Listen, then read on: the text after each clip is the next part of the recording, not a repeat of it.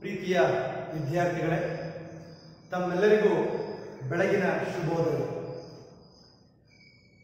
ನಾವು ಇಂದಿನ ಅವಧಿಯಲ್ಲಿ ಭೂಮಿ ನಮ್ಮ ಜೀವಂತ ಗ್ರಹ ಈ ವಿಶೇಷವಾದ ಅಧ್ಯಾಯದಲ್ಲಿ ಭೂಮಿಯ ವಿವಿಧ ಹೆಸರುಗಳು, ಭೂಮಿಯ ಆಕಾರ ಮತ್ತು ಗಾತ್ರ ಇವುಗಳ ಬಗ್ಗೆ, ಭೂಭಾಗಗಳು ಮತ್ತು ಜಲಭಾಗಗಳ ಬಗ್ಗೆ ತಿಳ್ಕೊಂಡಿದ್ದೀವಿ.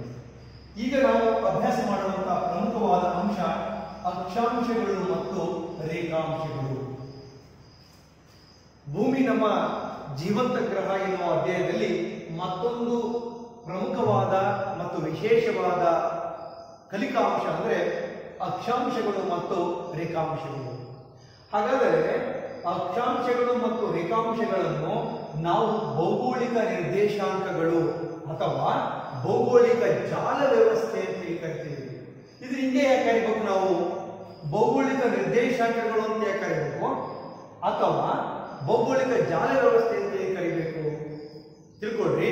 ಭೂಮಿಯ ಮೇಲಿನ ಸ್ಥಳಗಳು ಅಂದ್ರೆ ಇಲ್ಲಿ ಸಿರಿಗೆರೆ, ಅಲ್ಲಿ ಚಿತ್ರದುರ್ಗ, ದಾವಣಗೆರೆ, ಬೆಂಗಳೂರು, ಅಮೆರಿಕ, ಈ ರೀತಿಯ ಭೂಮಿಯ ಮೇಲಿನ ಸ್ಥಳಗಳು. ಹಾಗೆ ದಿಕ್ಕುಗಳು ಪೂರ್ವ, ಪಶ್ಚಿಮ, ಉತ್ತರ, ದಕ್ಷಿಣ, ಈ ರೀತಿಯ ದಿಕ್ಕುಗಳು. ಎರಡು ಸ್ಥಳಗಳ ನಡುವಿನ ಅಂತರ, ಇವುಗಳನ್ನು ಗುರುತಿಸಲಿಕ್ಕೆ ನಮಗೆ ಅಕ್ಷಾಂಶಗಳು ಮತ್ತು ರೇಖಾಂಶಗಳು ಬೇಕಾಗುತ್ತೆ. ಹಾಗಾದರೆ ಭೂಮಿಯ ಮೇಲಿನ ಸ್ಥಳಗಳು, ದಿಕ್ಕುಗಳು, ಎರಡು ಸ್ಥಳಗಳ ನಡುವಿನ ಅಂತರವನ್ನ ಗುರುತಿಸಲಿಕ್ಕೆ ಅಕ್ಷಾಂಶ ಮತ್ತು ರೇಖಾಂಶಗಳ ಕಾಲ್ಪನಿಕ ರೇಖಾಜಾಲವನ್ನು ನಾವು ಹೇಳಿದ್ದೇವೆ. ಈ ಕಾಲ್ಪನಿಕ ಅಥವಾ ಊಹಾರೇಖೆಗಳನ್ನ ಪೂರ್ವ ಪಶ್ಚಿಮವಾಗಿಯೂ ಮತ್ತು ಉತ್ತರ ದಕ್ಷಿಣವಾಗಿಯೂ ಕೂಡ ನಾವು ಎಳೆದಿದ್ದೇವೆ. ಆದ್ದರಿಂದ ಇವುಗಳನ್ನು ನಾವೇನು ಕರಿತೀವಿ? ಭೌಗೋಳಿಕ ನಿರ್ದೇಶಾಂಕಗಳು ಅಥವಾ ಭೌಗೋಳಿಕ ಜಾಲ ವ್ಯವಸ್ಥೆ ಅಂತ ಕರೀತೇವೆ. ಮತ್ತೊಮ್ಮೆ ವಿದ್ಯಾರ್ಥಿಗಳೇ, ಭೂಮಿಯ ಮೇಲಿನ ಎರಡು ಸ್ಥಳಗಳ ನಡುವಿನ ಅಂತರ, ಸ್ಥಳಗಳು, ದಿಕ್ಕುಗಳು, ಇವುಗಳನ್ನು ನಾವು ತಿಳಿದುಕೊಳ್ಳಿಕ್ಕೆ ಗೋಳದ ಮೇಲೆ ನಾವು ಅನೇಕ ಊಹಾರೇಖೆಗಳನ್ನು ಎಳೆದಿದ್ದೇವೆ. ಅಕ್ಷಾಂಶಗಳು ಮತ್ತು ರೇಖಾಂಶಗಳು, ಪೂರ್ವದಿಂದ ಪಶ್ಚಿಮ ಮತ್ತು ಉತ್ತರ ದಕ್ಷಿಣದ ಕಡೆಗೆ ನಾವು ರೇಖಾಜಾಲವನ್ನು ನಾವು ಎಳೆದುಕೊಂಡಿದ್ದೇವೆ. ಅಂತಹ ರೇಖಾಜಾಲ ಅಥವಾ ಊಹಾರೇಖೆಗಳನ್ನು ನಾವಿಲ್ಲಿ ಅಕ್ಷಾಂಶಗಳು ಮತ್ತು ರೇಖಾಂಶಗಳು ಅಂತೀವಿ. ಈ ಅಕ್ಷಾಂಶಗಳು ಮತ್ತು ರೇಖಾಂಶಗಳನ್ನು ನಾವು ಭೌಗೋಳಿಕ ನಿರ್ದೇಶಾಂಕಗಳು ಅಥವಾ ಭೌಗೋಳಿಕ ಜಾಲ ವ್ಯವಸ್ಥೆ ಅಂತ ಕರೀತೇವೆ. ಹಾಗಾದರೆ ಅಕ್ಷಾಂಶಗಳು ಮತ್ತು ರೇಖಾಂಶಗಳು ಅಂದರೆ ನಾವು ಮುಂದೆ ನೋಡ್ತಾ ಹೋಗ್ತೀವಿ. ಆದ್ದರಿಂದ ಅಕ್ಷಾಂಶಗಳು ಮತ್ತು ರೇಖಾಂಶಗಳನ್ನ ಭೌಗೋಳಿಕ ನಿರ್ದೇಶಾಂಕಗಳು ಮತ್ತು ಭೌಗೋಳಿಕ ಜಾಲ ವ್ಯವಸ್ಥೆ ಅಂತೇಳಿ ನಾವು ಕರಿತೀವಿ ಅಂತೇಳಿ ತಿಳ್ಕೊಂಡಿದ್ದೀವಿ. ಕಾರಣ ಇಷ್ಟೇನೆ, ನಾವು ಈ ಒಂದು ಗೋಳದ ಮೇಲೆ ಇಲ್ಲಿ ನೀವು ನೋಡ್ಬೋದು, ಗೋಳದ ಮೇಲೆ ನಾವು ನೋಡಿ, ಇಲ್ಲಿ ಕಾಣ್ತೀವಿ ನೀಲಿ ಎಲೆಗಳು, ನೀಲಿ ಬಣ್ಣದಲ್ಲಿರ್ತಕ್ಕಂತಹ ಗೆರೆಗಳು. ಇದು ಉತ್ತರದಿಂದ ದಕ್ಷಿಣದ ಕಡೆಗೆ ಇದ್ದೇವೆ. ಇಲ್ಲಿ ನೋಡಿ ವೃತ್ತಗಳಿದ್ದಾವೆ, ಹೀಗೆ ಪೂರ್ವದಿಂದ ಪಶ್ಚಿಮದ ಕಡೆಗೆ ನೋಡ್ತಾ ಹೋಗ್ತೀವಿ. ಸೊ ಹೀಗೆ ನಾವು ಇಲ್ಲಿ ವೃತ್ತಗಳನ್ನು ಎಳೆದುಕೊಂಡಿದ್ದೇವೆ. ಈ ಎಲ್ಲ ರೇಖಾಜಾಲವನ್ನ ಅಥವಾ ಈ ಎಲ್ಲ ಊಹಾರೇಖೆಗಳನ್ನ, ಕಾಲ್ಪನಿಕ ರೇಖೆಗಳ ವ್ಯವಸ್ಥೆಯನ್ನ ನಾವಿಲ್ಲಿ ಏನಂತ ಕರಿತಪ್ಪ ಅಂದ್ರೆ ಭೌಗೋಳಿಕ ನಿರ್ದೇಶಾಂಕಗಳು ಅಥವಾ ಭೌಗೋಳಿಕ ಜಾಲ ವ್ಯವಸ್ಥೆ ಅಂತೇಳಿ ಕರಿತೇವೆ. ಹಾಗಾದ್ರೆ ಒಂದೇ ನೋಡಿ, ಮೊದಲನೇದೇನು? ಅಕ್ಷಾಂಶಗಳು. ಈ ಬಗ್ಗೆ ನಾವು ತಿಳ್ಕೊಳ್ಳೋಣ. ಅಕ್ಷಾಂಶಗಳು ಎಂದರೇನು, ಇವುಗಳ ಪ್ರಾಮುಖ್ಯತೆ ಏನು ಅನ್ನೋದ್ರ ಬಗ್ಗೆ ನಾವು ತಿಳ್ಕೊಳ್ಳೋಣ. ಅಕ್ಷಾಂಶಗಳು ನಮಗೆ ಗೊತ್ತಿದೆ, ಬಹಳ ಸುಲಭವಾಗಿ ನಾವು ಹೇಳಿದ್ರೆ ಗೋಳದ ಮೇಲೆ, ಬಹಳ ಸುಲಭವಾಗಿ ನಾವು ವ್ಯಾಖ್ಯಾನ ಮಾಡಿದ್ರೆ ಗೋಳದ ಮೇಲೆ ಪೂರ್ವದಿಂದ ಪಶ್ಚಿಮದ ಕಡೆಗೆ ಎಳೆದಿರುವಂತಹ ಊಹಾರೇಖೆಗಳನ್ನು ನೋಡಿ, ಇಲ್ಲಿ ಕಾಣುತ್ತೀವಿ. ಗೋಳದ ಮೇಲೆ ಪೂರ್ವದಿಂದ ಪಶ್ಚಿಮದ ಕಡೆಗೆ ಎಳೆದಿರುವ ಊಹಾರೇಖೆಗಳನ್ನ ನಾವು ಇಲ್ಲಿ ಅಂತ ಕರಿತೀವಿ? ಅಕ್ಷಾಂಶಗಳು ಎಂದು ಕರೆಯುತ್ತೇವೆ. ಇದಕ್ಕೆ ನಾವು ಇನ್ನೂ ಒಂದು ರೀತಿಯಲ್ಲಿ ಹೇಳ್ಬೋದು, ಸಮಭಾಜಕ ವೃತ್ತಕ್ಕೆ ಸಮಾನಾಂತರವಾಗಿ ಗೋಳದ ಮೇಲೆ ಪೂರ್ವ ಪಶ್ಚಿಮವಾಗಿ ಎಳೆದಿರುವಂತಹ ಕಾಲ್ಪನಿಕ ರೇಖೆಗಳನ್ನು ನಾವು ಅಕ್ಷಾಂಶಗಳು ಎಂದು ಕರೆಯುತ್ತೇವೆ. ವ್ಯಾಖ್ಯಾನ: ಸಮಭಾಜಕ ವೃತ್ತ, ಸಮಭಾಜಕ ವೃತ್ತ. ಈ ಸಮಭಾಜಕ ವೃತ್ತಕ್ಕೆ ಸಮಾನಾಂತರವಾಗಿ ಈ ಗೋಳದಲ್ಲಿ ನೋಡಬಹುದು ಸಮಭಾಜಕ ವೃತ್ತಕ್ಕೆ ಸಮಾನಾಂತರವಾಗಿ ಪೂರ್ವದಿಂದ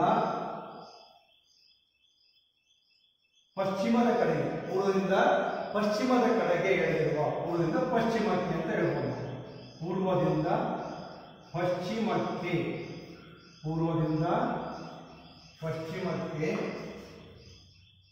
ಎಳೆದಿರುವ ಕಾಲ್ಪನಿಕ ರೇಖೆಗಳನ್ನು ಅಕ್ಷಾಂಶಗಳು ಎನ್ನುತ್ತೇವೆ. ವಿದ್ಯಾರ್ಥಿಗಳೇ, ಇದನ್ನು ಒಂದು ಹಂತಕ್ಕೆ ಕೇಳಿದರೆ ಅಕ್ಷಾಂಶಗಳು ಎಂದರೇನು? ಈ ಗೋಳದಲ್ಲಿ ನಾವು ಬರೆದಿದ್ದೇವೆ. ಈಗ ಸಮಭಾಜಕ ವೃತ್ತ ನೋಡಿ, ಇಲ್ಲಿ ನಿಮಗೆ ದೊಡ್ಡ ಗೆರೆ ಇದೆ. ಈ ಒಂದು ಗೋಳದಲ್ಲಿ ಮಧ್ಯಭಾಗದಲ್ಲಿರ್ತಕ್ಕಂಥ ಈ ಒಂದು ರೇಖೆಯನ್ನ ಸಮಭಾಜಕ ವೃತ್ತ ರೇಖೆ ಅಥವಾ ಭೂಮಧ್ಯ ರೇಖೆ ಅಂತ ಹೇಳ್ತೇವೆ. ಈ ಸಮಭಾಜಕ ವೃತ್ತಕ್ಕೆ ಸಮಾನಾಂತರವಾಗಿ ಸಮಭಾಜಕ ವೃತ್ತ ರೇಖೆ ನೋಡಿ, ಇದಕ್ಕೆ ಸಮಾನಾಂತರವಾಗಿ ಪ್ಯಾರಲಲ್ ಆಗಿ ಸಮಾನಾಂತರ ಮತ್ತು ಇದಕ್ಕೆ ಸಮಾನಾಂತರವಾಗಿ ಈ ಗೋಳದ ಮೇಲೆ ಪೂರ್ವದಿಂದ ಪಶ್ಚಿಮದ ಕಡೆಗೆ ಎಳೆದಿರುವ ಈ ಕಾಲ್ಪನಿಕ ರೇಖೆಗಳನ್ನ ನಾವೆಂತ ಕರಿತೀವಿ? ಅಕ್ಷಾಂಶಗಳು ಎಂದು ಕರೆಯುತ್ತೇವೆ. ಅರ್ಥ ಆಯ್ತಲ್ಲ ವಿದ್ಯಾರ್ಥಿಗಳೇ? ಅಕ್ಷಾಂಶಗಳು ಎಂದರೇನು? ಸಮಭಾಜಕ ವೃತ್ತಕ್ಕೆ ಸಮಾನಾಂತರವಾಗಿ ಪೂರ್ವದಿಂದ ಪಶ್ಚಿಮಕ್ಕೆ ಎಳೆದಿರುವ ಕಾಲ್ಪನಿಕ ರೇಖೆಗಳನ್ನ ನಾವೆಂತ ಕರಿತೀವಿ? ಅಕ್ಷಾಂಶಗಳು ಎಂದು ಕರೆಯುತ್ತೇವೆ.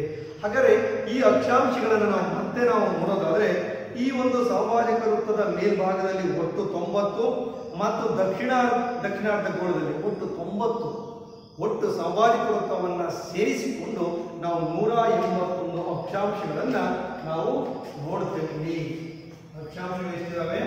181 ಅಕ್ಷಾಂಶಗಳು. ಉತ್ತರಾರ್ಧ ಗೋಳದಲ್ಲಿ 90 ಮತ್ತು ದಕ್ಷಿಣಾರ್ಧ ಗೋಳದಲ್ಲಿ 90 ಅಕ್ಷಾಂಶಗಳನ್ನು ಕಾಣ್ತೇವೆ. ಸಮಭಾಜಕ ವೃತ್ತವನ್ನು ಸೇರಿಸಿಕೊಂಡು ಒಟ್ಟು ನಮಗೆ 181 ಅಕ್ಷಾಂಶಗಳನ್ನ ಇಲ್ಲಿ ಕಾಣಬಹುದು. ಹಾಗಾದರೆ ಸಮಭಾಜಕ ವೃತ್ತವು 0 ಡಿಗ್ರಿ ಮಹಾವೃತ್ತ ಆಗಿದೆ. ಅಲ್ಲಿಂದ ಉತ್ತರಕ್ಕೆ ಮತ್ತು ದಕ್ಷಿಣಕ್ಕೆ ಅಕ್ಷಾಂಶಗಳ ವೃತ್ತಗಳು ಚಿಕ್ಕವಾಗ್ತವೆ. ಎರಡು ಅಕ್ಷಾಂಶಗಳ ನಡುವಿನ ಅಂತರ 110.4 ಕಿಲೋಮೀಟರ್ಗಳು ಅಂತೇಳಿ ನಾವು ಕರಿತಾ ಹೋಗ್ತೇವೆ. ಹಾಗಾದ್ರೆ ಗೋಳದಲ್ಲಿ ನೋಡಿ ವಿದ್ಯಾರ್ಥಿಗಳೇ, ಇದು 0 ಡಿಗ್ರಿ ಸಮಭಾಜಕ ವೃತ್ತ ರೇಖೆ. ಈ ಸಮಭಾಜಕ ವೃತ್ತ ರೇಖೆಯಿಂದ ಧ್ರುವಕ್ಕೆ ಹೋದಂತೆಲ್ಲ ಈ ವೃತ್ತಗಳೇನಾಗ್ತವೆ? ಚಿಕ್ಕದಾಗಿ. ದೊಡ್ಡದಿದೆ ನೋಡಿ, ಬರ್ತಾ ಚಿಕ್ಕದಾಗ್ತಾ ಹೋಗುತ್ತೆ. ಹೀಗೆ ನಾವು ಉತ್ತರಾರ್ಧ ಗೋಳದಲ್ಲಿ 90, ದಕ್ಷಿಣಾರ್ಧ ಗೋಳದಲ್ಲಿ 90 ಅಕ್ಷಾಂಶಗಳನ್ನ ನಾವಿಲ್ಲಿ ಎಳೆದುಕೊಂಡಿದ್ದೇವೆ. ಒಂದು ಅಕ್ಷಾಂಶದಿಂದ ಇಲ್ಲಿಂದ ಇನ್ನೊಂದು ಅಕ್ಷಾಂಶದವರೆಗೆ ಇರ್ತಕ್ಕಂತಹ ಇಲ್ಲಿ ಅಂತರ ಎಷ್ಟಿದೆಯಪ್ಪ ಅಂತಂದ್ರೆ 110.4 ಕಿಲೋಮೀಟರ್ಗಳಷ್ಟು ಕಾಣ್ತೇವೆ. ಒಂದು ಅಕ್ಷಾಂಶದಿಂದ ಮತ್ತೊಂದು ಅಕ್ಷಾಂಶಕ್ಕಿರುವಂತಹ ಅಂತರ 110.4 ಕಿಲೋಮೀಟರ್. ಹಾಗಾದರೆ ಪ್ರಮುಖವಾದಂತಹ ಅಕ್ಷಾಂಶಗಳನ್ನ ನಾವು ನೋಡೋದಾದ್ರೆ, ನಮಗೆ ಗೊತ್ತಿದೆ ಗೋಳದಲ್ಲಿ 90 ಡಿಗ್ರಿ ಉತ್ತರ ಅಕ್ಷಾಂಶದ ಉತ್ತರ ಧ್ರುವ ಅಂತ ಹೇಳಿ ಕರಿತೇವೆ. 66.5 ಉತ್ತರ ಅಕ್ಷಾಂಶವನ್ನ ನಾವು ಆರ್ಕಿಟಿಕ್ ವೃತ್ತ ಅಂತ ಹೇಳಿ ಕರಿತೇವೆ. 23.5 ಡಿಗ್ರಿ ಉತ್ತರ ಅಕ್ಷಾಂಶವನ್ನ ನಾವು ಕರ್ಕಾಟಕ ಸಂಕ್ರಾಂತಿ ವೃತ್ತ ಅಂತ ಕರಿತೇವೆ. 0 ಡಿಗ್ರಿ ನಮಗೆ ಗೊತ್ತಿದೆ ಅಕ್ಷಾಂಶ ಸಮಭಾಜಕ ವೃತ್ತ ರೇಖೆ.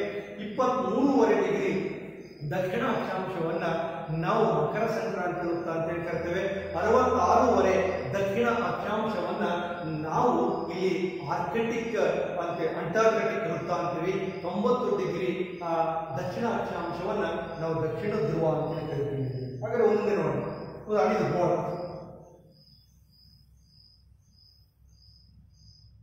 ಈ ಒಂದು ಇದರಲ್ಲಿ ಇದನ್ನ ನಾವು 0 ಡಿಗ್ರಿ ಇದನ್ನು ನಾವು ಏನು ಕರಿತೀವಿ? ಸಮಭಾಜಕ ವೃತ್ತರೇಖೆ. ಸಮಭಾಜಕ ವೃತ್ತ. ಇದು 0 ಡಿಗ್ರಿ ಸಮಭಾಜಕ ವೃತ್ತವನ್ನ ನಾವು ಇದನ್ನ ಒಂದು 0 ಡಿಗ್ರಿ ಅಕ್ಷಾಂಶ ಅಂತ ಹೇಳ್ತಾರೆ. 0 ಡಿಗ್ರಿ ಅಕ್ಷಾಂಶವನ್ನ ಸಮಭಾಜಕ ವೃತ್ತ ಅಥವಾ ಭೂಮಧ್ಯ ರೇಖೆ ಅಂತ ಹೇಳಿ ಕರಿತೀವಿ. ಇಲ್ಲಿಂದ ನಾವು ನೋಡ್ತಾ ಹೋದ್ರೆ ಉತ್ತರಕ್ಕೆ ಇಲ್ಲಿ ನೋಡ್ರಿ 23.5 ಡಿಗ್ರಿ ಮೇಲೆ ಹೋಗ್ತದೆ ಉತ್ತರ ಅಕ್ಷಾಂಶ. ಈ ಉತ್ತರ ಅಕ್ಷಾಂಶವನ್ನ ನಾವು ಕರ್ಕಾಟಕ ಸಂಕ್ರಾಂತಿ ವೃತ್ತ ಅಂತ ಹೇಳಿ ಕರಿತೀವಿ. ಕರ್ಕಾಟಕ ಸಂಕ್ರಾಂತಿ ವೃತ್ತ ಅಂತ ಹೇಳಿ ನಾವು ಕರಿತೀವಿ. ಹಾಗೆಯೇ ಉತ್ತರಕ್ಕೆ 66.5 ಡಿಗ್ರಿ ಉತ್ತರ ಅಕ್ಷಾಂಶ. ಈ ಉತ್ತರ ಅಕ್ಷಾಂಶವನ್ನು ಆರ್ಕಿಟಿಕ್ ವೃತ್ತ ಅಂತ ಕರಿತೀವಿ. ಆರ್ಕಿಟಿಕ್ ವೃತ್ತ ಅಂತ ಹೇಳ್ತಾರೆ. ಇನ್ನು ನಮಗೆ ಗೊತ್ತಿದೆ ಇಲ್ಲಿ ಇರ್ತಕ್ಕಂಥ ಈ 90 ಡಿಗ್ರಿ ಇದೆಯಲ್ಲ, 90 ಡಿಗ್ರಿ ಉತ್ತರ ಅಕ್ಷಾಂಶವನ್ನ ನಾವು ಉತ್ತರ ಧ್ರುವ ಅಂತೇಳಿ ಕರಿತೇವೆ. ಉತ್ತರ ಧ್ರುವ. ಇದು ನಾವೀಗ ಅಭ್ಯಾಸ ಮಾಡ್ತಕ್ಕಂಥದ್ದು ಏನಪ್ಪ ಅಂದ್ರೆ ಪ್ರಮುಖವಾದಂತಹ ಅಕ್ಷಾಂಶಗಳು, ಪ್ರಮುಖ ಅಕ್ಷಾಂಶ. ಈಗ ನಾವು ದಕ್ಷಿಣಕ್ಕೆ ಬರೋದಾದ್ರೆ ಇಲ್ಲಿ 23.5 ಡಿಗ್ರಿ ದಕ್ಷಿಣ ಅಕ್ಷಾಂಶವನ್ನು ನಾವು ಏನಂತ ಕರಿತೀವಿ? ಮಕರ ಸಂಕ್ರಾಂತಿ ವೃತ್ತ. ಮಕರ ಸಂಕ್ರಾಂತಿ ವೃತ್ತ ಅಂತ ಕರಿತೀವಿ. ಹಾಗೆಯೇ ಇಲ್ಲಿ 66.5 ಡಿಗ್ರಿ ದಕ್ಷಿಣ ಅಕ್ಷಾಂಶವನ್ನ ನಾವು ಇಲ್ಲಿ ಅಂಟಾರ್ಕಟಿಕ ವೃತ್ತ. ಆರ್ಕಿಟಿಕ್ ಬಂತು, ಇಲ್ಲಿ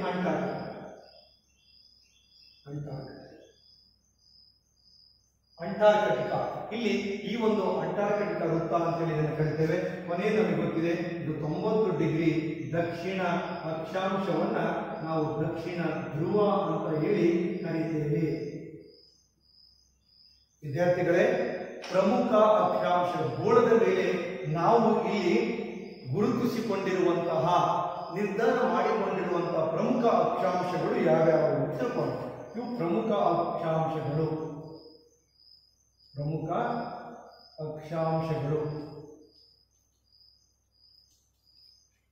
ನೋಡಿ, ನಾವು ಪ್ರಮುಖ ಅಕ್ಷಾಂಶಗಳು ಅಂದ್ರೆ 0 ಡಿಗ್ರಿ ಅಕ್ಷಾಂಶವನ್ನ ಸಮಭಾಜಕ ವೃತ್ತ ಅಥವಾ ಭೂಮಧ್ಯ ರೇಖೆ ಅಂತ ಕರಿತೀವಿ. 23.5 ಡಿಗ್ರಿ ಉತ್ತರ ಅಕ್ಷಾಂಶವನ್ನ ಕರ್ಕಾಟಕ ಸಂಕ್ರಾಂತಿ ವೃತ್ತ ಅಂತ ಕರಿತೀವಿ. 66.5 ಉತ್ತರ ಅಕ್ಷಾಂಶವನ್ನ ಆರ್ಕಟಿಕ್ ವೃತ್ತ ಅಂತ ಕರಿತೇವೆ. 90 ಡಿಗ್ರಿ ಉತ್ತರ ಅಕ್ಷಾಂಶವನ್ನ ಉತ್ತರ ಧ್ರುವ ಎಂದು ಕರೆಯುತ್ತೇವೆ. ಹಾಗೆಯೇ ದಕ್ಷಿಣಕ್ಕೆ ಹೋದರೆ 23.5 ಡಿಗ್ರಿ ದಕ್ಷಿಣ ಅಕ್ಷಾಂಶವನ್ನ ನಾವು ಮಕರ ಸಂಕ್ರಾಂತಿ ವೃತ್ತ ಅಂತ ಕರಿತೇವೆ. ಹಾಗೆಯೇ 66.5 ಡಿಗ್ರಿ ದಕ್ಷಿಣ ಅಕ್ಷಾಂಶವನ್ನ ಅಂಟಾರ್ಕಟಿಕ ವೃತ್ತ ಅಂತ ಕರಿತೇವೆ.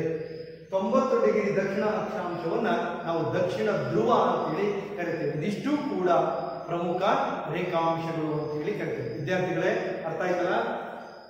ಈಗ ನಾವು ಅಕ್ಷಾಂಶಗಳು ಮತ್ತು ರೇಖಾಂಶಗಳನ್ನ ಭೌಗೋಳಿಕ ನಿರ್ದೇಶಾಂಕಗಳು ಅಥವಾ ಭೌಗೋಳಿಕ ಜಾಲ ವ್ಯವಸ್ಥೆ ಅಂತ ತಿಳ್ಕೊಂಡ್ವಿ. ಅದೆಲ್ಲ ಅಕ್ಷಾಂಶಗಳು ಎಂದರೇನು, ಪ್ರಮುಖ ಅಕ್ಷಾಂಶಗಳು ಯಾವ್ಯಾವು ಅಂತ ಹೇಳಿದ್ರೆ ನಾವು ತಿಳ್ಕೊಂಡ್ವಿ. ಸಮಭಾಜಕ ವೃತ್ತಕ್ಕೆ ಸಮಾನಾಂತರವಾಗಿ ಪೂರ್ವದಿಂದ ಪಶ್ಚಿಮಕ್ಕೆ ಎಳೆದಿರುವ ಕಾಲ್ಪನಿಕ ರೇಖೆಗಳನ್ನ ಅಥವಾ ಉಹಾರೇಖೆಗಳನ್ನ ನಾವು ಅಕ್ಷಾಂಶಗಳು ಎಂದು ಕರೆಯುತ್ತೇವೆ. ಉತ್ತರಾರ್ಧಗೋಳದಲ್ಲಿ 90, ದಕ್ಷಿಣಾರ್ಧಗೋಳದಲ್ಲಿ 90 ಡಿಗ್ರಿ ನಾವು ಅಕ್ಷಾಂಶಗಳನ್ನ ಗುರುತು ಮಾಡಿದ್ದೇವೆ, ಹೇಳ್ಕೊಂಡಿದ್ದೇವೆ. ಸಮಭಾಜಕ ವೃತ್ತ ರೇಖೆಯನ್ನು ಸೇರಿಸಿಕೊಂಡು ನಾವು ಒಟ್ಟು 181 ಅಕ್ಷಾಂಶಗಳನ್ನು ನಾವು ಕಾಣುತ್ತೇವೆ.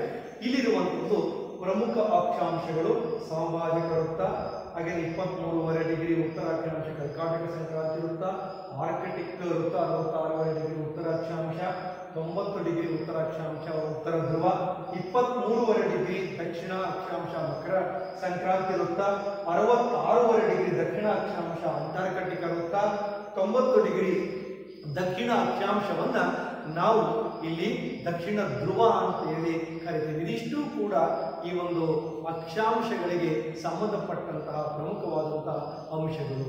ಹಾಗಾದರೆ ನಾವು ಇಲ್ಲಿ ರೇಖಾಂಶಗಳ ಬಗ್ಗೆ ಈಗ ತಿಳಿದುಕೊಳ್ಳೋಣ. ರೇಖಾಂಶಗಳು ಅಂದ್ರೆ ಏನು ಅನ್ನೋದ್ರ ಬಗ್ಗೆ ಇದೆಲ್ಲ ಬರ್ಕೊಂಡಿದ್ದಾರಲ್ಲ ವಿದ್ಯಾರ್ಥಿಗಳೇ? ನಾನು ಆಯ್ತೇನಪ್ಪ? ಓಕೆ. ರೇಖಾಂಶಗಳು, ಈಗ ನಾವು ನೋಡೋದು ಯಾವುದು? ರೇಖಾಂಶಗಳು. ಆ ರೇಖಾಂಶಗಳ ಬಗ್ಗೆ ತಿಳ್ಕೊಳ್ಳೋಣ.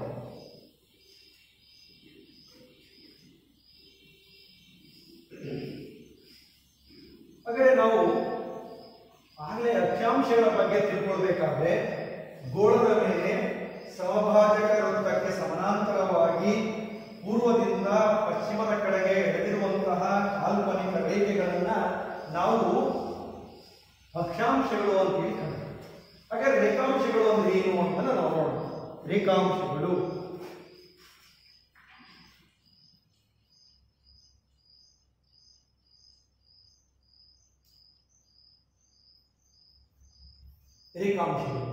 ಹಾಗಾದರೆ ಉತ್ತರ ಮತ್ತು ದಕ್ಷಿಣ ಧ್ರುವಗಳಿಂದ ಸಮಭಾಜಕ ವೃತ್ತದ ಮೂಲಕ ಹಾದು ಹೋಗುವಂತಹ ಕಾಲ್ಪನಿಕ ರೇಖೆಗಳನ್ನ ನಾವಿಲ್ಲಿ ರೇಖಾಂಶಗಳು ಅಂತೇಳಿ ಕರೀತೇವೆ. ಉತ್ತರ ಧ್ರುವ ಮತ್ತು ದಕ್ಷಿಣ ಧ್ರುವಗಳಿಂದ ಬರೆಯೋಣ. ಉತ್ತರ ಮತ್ತು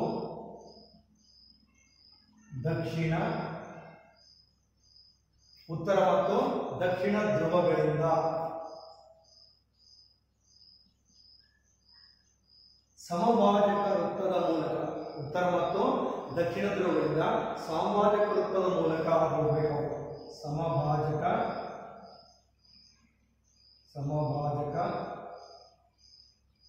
ವೃತ್ತದ ಮೂಲಕ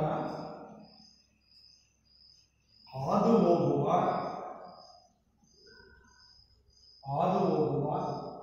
ಕಾಲ್ಪನಿಕ ರೇಖೆಗಳನ್ನು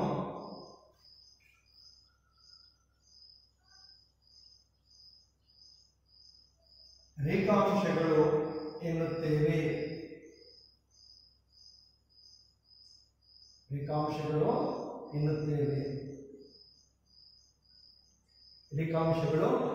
ವಿದ್ಯಾರ್ಥಿಗಳೇ, ಇಲ್ಲಿ ಗೋಳದಲ್ಲಿ ನೀವು ಗಮನಿಸಬಹುದು ನೋಡಿ, 90 ಡಿಗ್ರಿ ಉತ್ತರ ಅಕ್ಷಾಂಶ ಉತ್ತರ ಧ್ರುವ, 90 ಡಿಗ್ರಿ ದಕ್ಷಿಣ ಅಕ್ಷಾಂಶ ದಕ್ಷಿಣ ಧ್ರುವ. ಹೀಗೆ ಉತ್ತರ ಮತ್ತು ದಕ್ಷಿಣ ಧ್ರುವಗಳಿಂದ ಸಮಭಾಜಕ ವೃತ್ತದ ಮೂಲಕ ಹಾದು ಹೋಗುವ ಕಾಲ್ಪನಿಕ ರೇಖೆ ನೋಡಿ. ಇಲ್ಲಿಂದ ನಿಮಗೆ ಕಾಣುತ್ತದೆ ಇಲ್ಲಿ ನೀಲಿಗೆ ರೇಖೆ ನೋಡಿ, ಸೀದಾ ಇದು ಸಮಭಾಜಕ ವೃತ್ತ ರೇಖೆ. ಇದನ್ನು ಹಾದು ಹೋಗಿ ಛೇದಿಸಿಕೊಂಡು ಇಲ್ಲಿ ಕಾಣುತ್ತದೆ ಇನ್ನು ಸ್ಪಷ್ಟವಾಗಿ. ಉತ್ತರ ಧ್ರುವದಿಂದ ಈ ರೇಖೆ ನೋಡಿ ಸೀದಾ ಸಮಭಾಜಕ ವೃತ್ತ ರೇಖೆಯನ್ನು ದಾಟಿಕೊಂಡು ನೋಡಿ ಛೇದಿಸಿಕೊಂಡು ಇಲ್ಲಿ ದಕ್ಷಿಣ. ಹೀಗೆ ಉತ್ತರ ಮತ್ತು ದಕ್ಷಿಣ ಧ್ರುವಗಳಿಂದ ಸಮಭಾಜಕ ವೃತ್ತದ ಮೂಲಕ ಹಾದು ಹೋಗುವಂತಹ ಕಾಲ್ಪನಿಕ ರೇಖೆಗಳನ್ನ ನಾವು ರೇಖಾಂಶಗಳು ಎಂದು ಕರೆಯುತ್ತೇವೆ. ಸುಲಭವಾಗಿ ನಾವು ಹೇಳ್ಬೋದು, ಗೋಳದ ಮೇಲೆ ಉತ್ತರದಿಂದ ದಕ್ಷಿಣದ ಕಡೆಗೆ ಎಳೆದಿರುವಂತಹ ಕಾಲ್ಪನಿಕ ರೇಖೆಗಳನ್ನ ನಾವೇನು ಕರಿತೀವಿ, ಇಲ್ಲಿ ರೇಖಾಂಶಗಳು ಎಂದು ಕರೀತೀವಿ. ನಮಗೆ ಗೊತ್ತಿದೆ, ಇಲ್ಲಿ ಸರಿ ನಾವು ವ್ಯಾಖ್ಯಾನ ನೋಡಿದ್ರೆ ಉತ್ತರ ಮತ್ತು ದಕ್ಷಿಣ ಧ್ರುವಗಳಿಂದ ಸಮಭಾಜಕ ವೃತ್ತದ ಮೂಲಕ ಹಾದು ಹೋಗುವ ಕಾಲ್ಪನಿಕ ರೇಖೆಗಳನ್ನು ರೇಖಾಂಶಗಳು ಎಂದು ಕರೆಯುತ್ತೇವೆ. ಹಾಗೆ ರೇಖಾಂಶಗಳ ಒಂದು ಉದ್ದ ಒಂದೇ ರೀತಿಯಾಗಿರುತ್ತೆ. ಗೋಳದ ಮೇಲೆ ರೇಖಾಂಶಗಳು ಅರ್ಧ ವೃತ್ತ ಶ್ರೇಣಿಗಳನ್ನ ನಾವಿಲ್ಲಿ ಕಾಣ್ತೇವೆ ನೋಡಿ. ಯಾವುದೇ ಒಂದು ನೀವು ರೇಖಾಂಶ ಅಂತ ತೆಗೆದುಕೊಳ್ಳ್ರಿ, ಇಲ್ಲಿಂದ ಇಲ್ಲಿ ತನಕ ಹೇಳಿದೀವಲ್ಲ, ಒಂದೇ ರೀತಿಯಾದಂತಹ ಉದ್ದ, ಇದರ ಉದ್ದ ಒಂದೇ ರೀತಿಯಾಗಿದೆ, ಉದ್ದ ಒಂದು. ಗೋಳದ ಮೇಲೆ ರೇಖಾಂಶಗಳು ಅರ್ಧ ವೃತ್ತ ನೋಡಿ, ಇದು ಸಮಭಾಜಕ ವೃತ್ತ ರೇಖೆ, ವೃತ್ತ ಪೂರ್ತಿ ಸರ್ಕಲ್ ಪೂರ್ಣ ವೃತ್ತ, ಇದು ಸೆಮಿ ಸರ್ಕಲ್ ನೋಡಿ, ಇಲ್ಲಿ ಅರ್ಧ ವೃತ್ತ, ಇದು ಅರ್ಧ ವೃತ್ತ. ಹೀಗೆ ರೇಖಾಂಶಗಳು ಅಥವಾ ಎಲ್ಲಾ ರೇಖಾಂಶಗಳ ಉದ್ದ ಒಂದೇ ಆಗಿರುತ್ತೆ. ಗೋಳದ ಮೇಲೆ ರೇಖಾಂಶಗಳು ಅರ್ಧ ವೃತ್ತವನ್ನ ಸೆಮಿ ಸರ್ಕಲ್ ಶ್ರೇಣಿಗಳನ್ನ ಒಳಗೊಂಡಿರುವಂತದ್ದನ್ನು ನೋಡ್ತೇವೆ. ಇಂಗ್ಲೆಂಡಿನ ಗ್ರೀನ್ವಿಚ್ ಪಟ್ಟಣದ ಏನು ಸಮೀಪದಲ್ಲಿ ಹಾದು ಹೋಗುವಂತಹ 0 ಡಿಗ್ರಿ ರೇಖಾಂಶವನ್ನ ನಾವಿಲ್ಲಿ ಪ್ರಧಾನ ರೇಖಾಂಶ ಅಂತ ಹೇಳಿ ಕರಿತೇವೆ. ಇಲ್ಲಿ ಗ್ರೀನ್ವಿಚ್ನ ರೇಖಾಂಶಕ್ಕೆ ಪೂರ್ವಕ್ಕೆ 180 ರೇಖಾಂಶಗಳು ಮತ್ತೆ ಪಶ್ಚಿಮಕ್ಕೆ 180 ರೇಖಾಂಶಗಳಿದ್ದಾವೆ. ಒಟ್ಟು 360 ರೇಖಾಂಶಗಳನ್ನ ನಾವಿಲ್ಲಿ ಕಾಣಬಹುದು. ವಿದ್ಯಾರ್ಥಿಗಳೇ, ಈ ಗೋಳದ ಮೇಲೆ ನೀವು ಗಮನಿಸಬೇಕು, ಇಲ್ಲಿ ಒಂದು ಇದೆ ನೋಡಿ, ಗೋಳದ ಮೇಲೆ ಇಲ್ಲಿ UK ಬ್ರಿಟನ್ ಅಂತ ಇದೆ. ಈ ದಪ್ಪವಾಗಿರ್ತಕ್ಕಂತಹ ಈ ಒಂದು ರೇಖಾಂಶವನ್ನ 0 ಡಿಗ್ರಿ ರೇಖಾಂಶ ಎಂದು ಕರೆಯುತ್ತೇವೆ. ಸರಿಯಾಗಿ ಗಮನಿಸಬೇಕು, ಇದು 0 ಡಿಗ್ರಿ ರೇಖಾಂಶ. ಇಲ್ಲಿ ನೋಡಿ, ಇದು ಬ್ರಿಟನ್ ಅಂದರೆ ಲಂಡನ್, ಇಂಗ್ಲೆಂಡಿನ ರಾಜಧಾನಿ ಲಂಡನ್ನ ಸಮೀಪ ಇರತಕ್ಕಂತಹ ಗ್ರೀನ್ವಿಚ್. ಈ ಗ್ರೀನ್ವಿಚ್ ಪಟ್ಟಣದ ಮೇಲೆ ಹಾದು ಹೋಗುವಂತಹ ಈ ಒಂದು 0 ಡಿಗ್ರಿ ರೇಖಾಂಶವನ್ನ ನಾವು ಪ್ರಧಾನ ರೇಖಾಂಶ ಅಂತೇಳಿ ಕರಿತೇವೆ. ಈ 0 ಡಿಗ್ರಿಯಿಂದ ಪೂರ್ವಕ್ಕೆ ಇರತಕ್ಕಂತಹ 180 ರೇಖಾಂಶಗಳು ಮತ್ತೆ ಪಶ್ಚಿಮಕ್ಕೆ ಇರತಕ್ಕಂತಹ 180 ರೇಖಾಂಶಗಳನ್ನು ಒಟ್ಟುಗೂಡಿಸಿ ಒಟ್ಟು 300 ರೇಖಾಂಶಗಳು ಇವೆ ಎನ್ನುವುದನ್ನು ನಾವು ತಿಳ್ಕೊಳ್ತೇವೆ. ಹಾಗಾದರೆ ಒಟ್ಟು ರೇಖಾಂಶಗಳು ಎಷ್ಟು? 360 ರೇಖಾಂಶಗಳಿದ್ದಾವೆ. ಗ್ರೀನ್ವಿಚ್ನಿಂದ ಪೂರ್ವಕ್ಕೆ 180, ಅದನ್ನ ಪೂರ್ವಾರ್ಧ ಗೋಳ ಅಂತ ಕರಿತೇವೆ. ಇನ್ನ ಗ್ರೀನ್ವಿಚ್ನ ಪಶ್ಚಿಮ ಭಾಗಕ್ಕೆ 180 ರೇಖಾಂಶಗಳನ್ನು ನಾವು ಕಾಣ್ತೇವೆ. ಒಟ್ಟು 360 ರೇಖಾಂಶಗಳನ್ನ ನಾವು ಗೋಳದ ಮೇಲೆ ಎಳೆದಿದ್ದೇವೆ ಎನ್ನುವುದು ಅರ್ಥ ಆಯ್ತಾ? ಅಂದ್ರೆ 0 ಡಿಗ್ರಿ ನೆನಪಿಟ್ಕೊಳ್ಬೇಕು. 0 ಡಿಗ್ರಿ ರೇಖಾಂಶವನ್ನ ನಾವೇನ್ ಕರಿತೀವಿ? ಪ್ರಧಾನ ರೇಖಾಂಶ. ಪ್ರಧಾನ ರೇಖಾಂಶ. ಈ ಪ್ರಧಾನ ರೇಖಾಂಶ ಇಂಗ್ಲೆಂಡಿನ ಗ್ರೀನ್ವಿಚ್ ಪಟ್ಟಣದಲ್ಲಿ ಹಾದು ಹೋಗಿದೆ. ಗ್ರೀನ್ವಿಚ್ ಮೀನ್ ಟೈಮ್ GMT ಅಂತ ಕರಿತೇವೆ ನಾವು. GMT ಗ್ರೀನ್ವಿಚ್ ಮೀನ್ ಟೈಮ್ ಅಂತ ಕರಿತೇವೆ. ಅರ್ಥ ಆಯ್ತಲ್ಲ ವಿದ್ಯಾರ್ಥಿಗಳೇ? ಹಾಗಾದ್ರೆ ಒಟ್ಟು ರೇಖಾಂಶಗಳು 360. 0 ಡಿಗ್ರಿ ರೇಖಾಂಶವನ್ನ ಪ್ರಧಾನ ರೇಖಾಂಶ ಅಂತ ಹೇಳಿ ಕರಿತೇವೆ. ಈ 0 ಡಿಗ್ರಿ ರೇಖಾಂಶ ಇಂಗ್ಲೆಂಡ್ ದೇಶದ ಗ್ರೀನ್ವಿಚ್ ಪಟ್ಟಣದಲ್ಲಿ ಹಾದು ಹೋಗಿದೆ. ಒಟ್ಟು ನಮಗೆ 0 ಡಿಗ್ರಿ ರೇಖಾಂಶದಿಂದ ಪೂರ್ವಕ್ಕೆ 180, ಪಶ್ಚಿಮಕ್ಕೆ 180 ರೇಖಾಂಶಗಳನ್ನು ನಾವು ಬೆಳ್ಕೊಂಡಿದ್ದೇವೆ. ಒಟ್ಟು 360 ರೇಖಾಂಶಗಳನ್ನ ನಾವಿಲ್ಲಿ ಕಾಣಬಹುದು. ಹಾಗಾದರೆ ಸಮಭಾಜಕ ವೃತ್ತದಿಂದ ಧ್ರುವದ ಕಡೆಗೆ ಹೋದಂತೆ 2 ರೇಖಾಂಶಗಳ ಅಂತರ ನಿಧಾನವಾಗಿ ಕಡಿಮೆ ಆಗ್ತಾ ಹೋಗುತ್ತೆ. ಕಾರಣ ರೇಖಾಂಶಗಳು 2 ಧ್ರುವಗಳಲ್ಲಿ ಸಂಧಿಸ್ತವೆ. ಹಾಗಾದರೆ ಸಮಭಾಜಕ ವೃತ್ತ ರೇಖೆಗೆ ಈ ಸಮಭಾಜಕ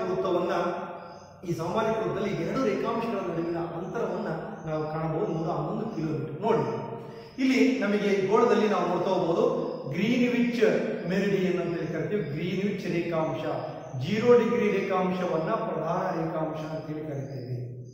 ಹಾಗಾದರೆ ಈ ಗ್ರೀನ್ವಿಚ್ ರೇಖಾಂಶ ಯಾವುದೇ ರೇಖಾಂಶಗಳು ಧ್ರುವದಿಂದ ಉತ್ತರ ಧ್ರುವದಿಂದ ದಕ್ಷಿಣ ಧ್ರುವದ ಕಡೆಗೆ ಹೋಗ್ತಾ ನಿಧಾನವಾಗಿ ಕಡಿಮೆ ಆಗ್ತಾ ಹೋಗುತ್ತೆ.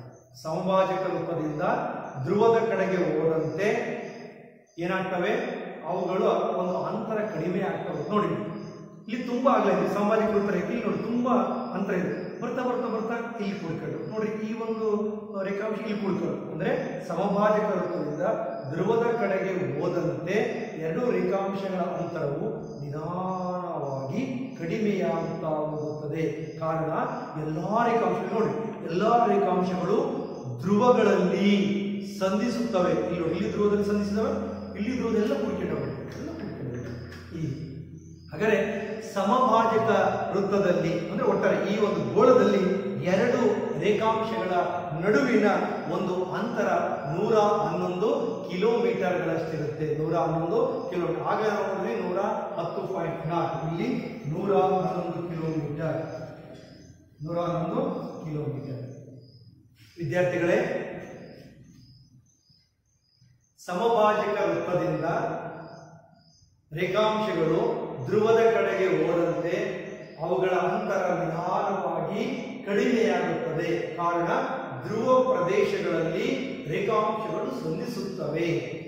ಒಂದು ರೇಖಾಂಶದಿಂದ ಮತ್ತೊಂದು ರೇಖಾಂಶದ 2 ರೇಖಾಂಶಗಳ ನಡುವಿನ ಅಂತರ 111 ಕಿಲೋಮೀಟರ್ಗಳು. ಇಷ್ಟು. ಹಾಗಾದ್ರೆ ರೇಖಾಂಶಕ್ಕೂ ಮತ್ತು ವೇಳೆಗೂ ಸಂಬಂಧ ಇದೆಯಾ? ಐತನಪ್ಪ?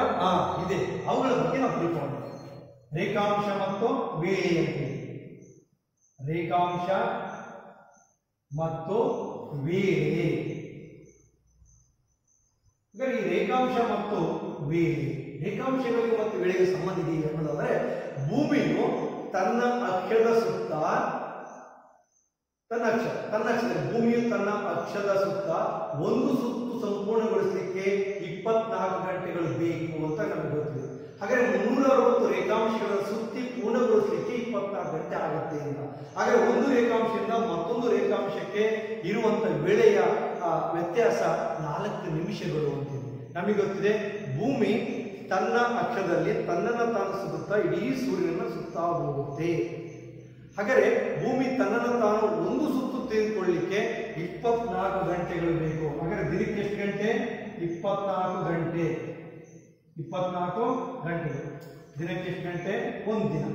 ಒಂದು ದಿನಕ್ಕೆ 24 ಗಂಟೆ. ಇಲ್ಲ ನಾನು 25, 31 ಹಂಗೆ ಹೇಳಕ್ ಬರಲ್ಲ.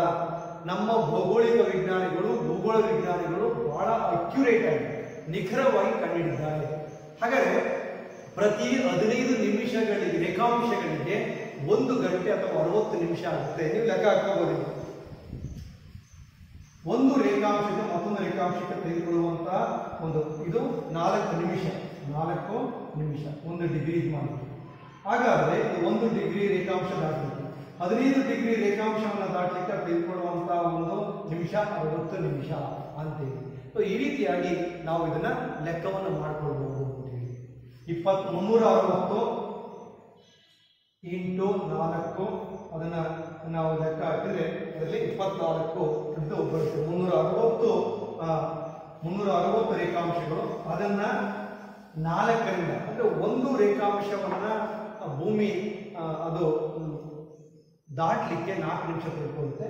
ಅಲ್ಲಿಗೆ ಎಷ್ಟಾಗುತ್ತೆ ಲೆಕ್ಕ ಮಾಡಿದ್ರೆ ನಮ್ಗೆ 24 ಗಂಟೆಗಳು ಕರೆಕ್ಟಾಗಿ ಸಿಗ್ತವೆ. ಹಾಗೆ ಪಶ್ಚಿಮದಿಂದ ಪೂರ್ವಕ್ಕೆ ಚಲಿಸುವಾಗ EGA ಈಸ್ಟ್ ಗೇಜ್ ಹ್ಯಾಡ್ ಅಂತ ಅಂದರೆ ನಾವು ಇಲ್ಲಿಂದ ಅಮೆರಿಕಕ್ಕೆ ಹೋದರೆ ನಮಗೆ ಒಂದು ದಿನ ಮತ್ತೊಮ್ಮೆ ಸಿಗುತ್ತೆ.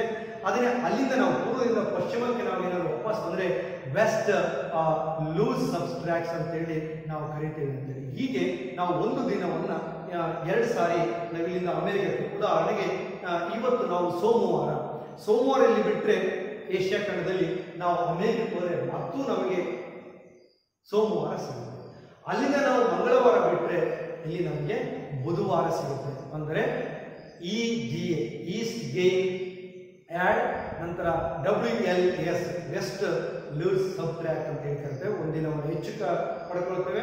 ನಾವು ಏಷ್ಯಾ ಖಂಡದಿಂದ ಅಮೆರಿಕ ಖಂಡಕ್ಕೆ ಹೋದರೆ, ಅಮೆರಿಕದಿಂದ ಏಷ್ಯಾಕ್ಕೆ ಬಂದರೆ ನಾವು ಒಂದು ದಿನವನ್ನು ಕಳೆದುಕೊಳ್ತೀವಿ. ಈ ರೀತಿಯಾದಂಥ ಒಂದು ಕಾಲವನ್ನು ಕಾಣ. ಹಾಗಾದರೆ ಪ್ರತಿ ರೇಖಾಂಶದ ಮೇಲೆ ಇದನ್ನು ನಾವು ರೇಖಾಂಶ ಮತ್ತು ವೇಳೆಗೆ ನಿಕಟವಾದಂತಹ ಸಂಬಂಧ ಇದೆ. ಭೂಮಿಯು ತನ್ನ ಅಕ್ಷದಲ್ಲಿ ತನ್ನನ್ನು ತಾನು ಸೂರ್ಯನ ಸುತ್ತಾ ಹೋಗುತ್ತೆ. ಭೂಮಿ 360 ರೇಖಾಂಶಗಳನ್ನು ದಾಟಲಿಕ್ಕೆ ತೆಗೆದುಕೊಳ್ಳುವಂತಹ ಸಮಯ 24 ಗಂಟೆಗಳು. ಒಂದು ರೇಖಾಂಶದಿಂದ ಮತ್ತೊಂದು ರೇಖಾಂಶಕ್ಕೆ ಅಂದರೆ 1 ಡಿಗ್ರಿ ರೇಖಾಂಶವನ್ನು ಕ್ರಾಸ್ ಮಾಡಲಿಕ್ಕೆ ಭೂಮಿ ತೆಗೆದುಕೊಳ್ಳುವಂತಹ ಸಮಯ 4 ನಿಮಿಷ. 15 ಡಿಗ್ರಿ ರೇಖಾಂಶವನ್ನು ಅದು ಕ್ರಾಸ್ ಮಾಡಲಿಕ್ಕೆ 60 ನಿಮಿಷದಲ್ಲಿ ತೆಗೆದುಕೊಳ್ಳುತ್ತೆ. 360 ಇಂಟು 4 ಅದನ್ನು ಮತ್ತೆ ನಾವು ಡಿವೈಡ್ ಮಾಡಿದಾಗ ನಮಗೆ ಕರೆಕ್ಟಾಗಿ ಅದು 24 ಗಂಟೆ ಸಿಗುತ್ತೆ. 360 ಇಂಟು 4 ಡಿವೈಡ್ ಬೈ 60 ಹಾಗೆ ಮಾಡಿದಾಗ ನಮಗೆ ಕರೆಕ್ಟಾಗಿ ದಿನಕ್ಕೆ 24 ಗಂಟೆಗಳು ಅಂತ ಸಿಗುತ್ತೆ. ಹಾಗಾದರೆ ಈಗ ನಾವು ಅಭ್ಯಾಸ ಮಾಡುವಂಥ ಅಂಶ ಸ್ಥಾನಿಕ ವೇಳೆ, ಲೋಕಲ್ ಟೈಮ್ ಅಂತ ಕರಿತೀವಿ. ಸ್ಥಾನಿಕ ವೇಳೆ, ಲೋಕಲ್ ಟೈಮ್. ಹಾಗಾದರೆ ರೇಖಾಂಶಕ್ಕೂ ಮತ್ತು ಸ್ಥಾನಿಕ ವೇಳೆಗೆ ಸಂಬಂಧ ಇದೆಯಾ? ಹೌದು. ಪ್ರತಿ ರೇಖಾಂಶದ ಮೇಲೆ ಸೂರ್ಯನ ಕಿರಣಗಳು ನೇರವಾಗಿ ಬೀಳುತ್ತವೆ. ಆ ರೇಖಾಂಶದ ಮೇಲೆ ಹಾದು ಹೋಗುವಂಥ ಎಲ್ಲ ಸ್ಥಳಗಳಲ್ಲಿ ಕೂಡ ಮಧ್ಯಾಹ್ನ 12 ಗಂಟೆಯಾಗಿದೆ. ಇದನ್ನು ನಾವು ಸ್ಥಾನಿಕ ವೇಳೆ ಅಂತೇಳಿ ಕರಿತೇವೆ. ಪ್ರತಿ ರೇಖಾಂಶದ ಮೇಲೆ ಸೂರ್ಯನ ಕಿರಣಗಳು ನೇರವಾಗಿ ಲಂಬವಾಗಿ ಬೀಳ್ತವೆ. ಆ ರೇಖಾಂಶದ ಮೇಲೆ ಹಾದು ಹೋಗುವಂಥ ಎಲ್ಲ ಸ್ಥಳಗಳಲ್ಲಿ ಕೂಡ ಮಧ್ಯಾಹ್ನ 12 ಗಂಟೆಯಾಗಿರುತ್ತೆ. ಇದನ್ನು ನಾವು ಸ್ಥಾನಿಕ ವೇಳೆ ಅಂತೇಳಿ ಕರಿತೇವೆ. ಒಂದು ಸ್ಥಳದ ಸ್ಥಾನಿಕ ವೇಳೆಯನ್ನು ಆ ಸ್ಥಳದ ರೇಖಾಂಶದ ಮೇಲೆ ಅಥವಾ ಸೂರ್ಯನ ಸ್ಥಾನಕ್ಕೆ ಅನುಗುಣವಾಗಿ ನಾವು ಸೂರ್ಯ ನೆತ್ತಿ ಮೇಲೆ ಒಂದು ನೋಡುವುದು ಏನರ್ಥ 12 ಗಂಟೆಯಾಗಿದೆ, ಇಳಿದರಪ್ಪ 4 ಗಂಟೆ ಆಗಿದೆ. ಸೊ ಈ ರೀತಿಯಾಗಿ ಒಂದು ಸ್ಥಳದ ಸ್ಥಾನಿಕ ವೇಳೆಯನ್ನು ಆ ಸ್ಥಳದ ರೇಖಾಂಶದ ಮೇಲೆ ಅಥವಾ ಸೂರ್ಯನ ಸ್ಥಾನಕ್ಕೆ ಅನುಗುಣವಾಗಿ ನಾವಿಲ್ಲಿ ಕಂಡುಹಿಡಿತೇವೆ. ಹಾಗಾದರೆ ಪ್ರತಿ ರೇಖಾಂಶದ ಮೇಲೆ ಸೂರ್ಯನ ಕಿರಣಗಳು ನೇರವಾಗಿ ಬೀಳ್ತವೆ. ಆ ರೇಖಾಂಶದ ಮೇಲೆ ಹಾದು ಹೋಗುವಂತಹ ಎಲ್ಲ ಸ್ಥಳಗಳಲ್ಲಿ ಕೂಡ ಮಧ್ಯಾಹ್ನ 12 ಗಂಟೆಯಾಗಿರುತ್ತೆ. ಇದನ್ನು ನಾವು ಸ್ಥಾನಿಕ ವೇಳೆ ಅಂತ ಹೇಳಿ ನಾವು ಕರಿತೇವೆ. ಪ್ರತಿ ರೇಖಾಂಶವೂ ಕೂಡ ತನ್ನದೇ ಆಗಿರ್ತಕ್ಕಂತಹ ಸ್ಥಾನಿಕ ವೇಳೆಯನ್ನ ಅದು ಹೊಂದಿರುತ್ತೆ ಅನ್ನೋದು. ಹೀಗೆ ಒಂದು ಸ್ಥಳಕ್ಕೆ ಒಂದೊಂದು ರೀತಿಯಾದಂತಹ ನಾವು ವೇಳೆಯನ್ನು ಲೆಕ್ಕ ಹಾಕ್ತಾ ಹೋಗ್ತೀವಿ.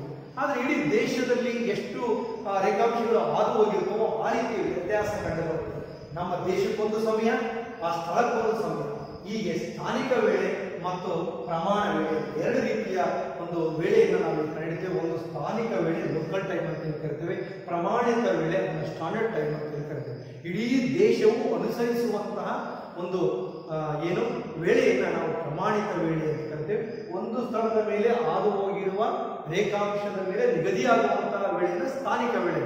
ಹಾಗಾದ್ರೆ ಇನ್ನೊಂದಿದೆ ಪ್ರಮಾಣಿತ ವೇಳೆ ಅಥವಾ ಪ್ರಮಾಣ ಲೋಕಲ್ ಟೈಮ್ ಅಂತ ಹೇಳ್ತಾರೆ, ಲೋಕಲ್ ಟೈಮ್.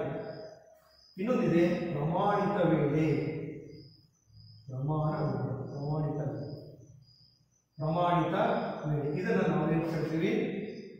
ಸ್ಟ್ಯಾಂಡರ್ಡ್ ಟೈಮ್ ಅಂತ ಕರಿತೀವಿ, ಸ್ಟ್ಯಾಂಡರ್ಡ್ ಟೈಮ್ ಅಂತ ಹೇಳ್ತಾರೆ. ಹಾಗಾದ್ರೆ ಸ್ಟ್ಯಾಂಡರ್ಡ್ ಟೈಮ್ ಅಂದ್ರೆ ಏನು? ಪ್ರಮಾಣಿತ ಭಾರತ ಪ್ರಮಾಣಿತ ವೇಳೆ ಒಂದು ದೇಶದ ಮಧ್ಯದಲ್ಲಿ ಹಾದು ಹೋಗುವಂತಹ ರೇಖಾಂಶವನ್ನ ಆ ರೇಖಾಂಶದ ವೇಳೆಯನ್ನು ಇಡೀ ದೇಶದ ವೇಳೆಯನ್ನಾಗಿ ಅನುಸರಿಸುವ ವಿಧಾನವನ್ನು ನಾವು ಪ್ರಮಾಣ ವೇಳೆ, ಪ್ರಮಾಣ ವೇಳೆ, ಸ್ಟ್ಯಾಂಡರ್ಡ್ ಟೈಮ್, ಪ್ರಮಾಣ ವೇಳೆ.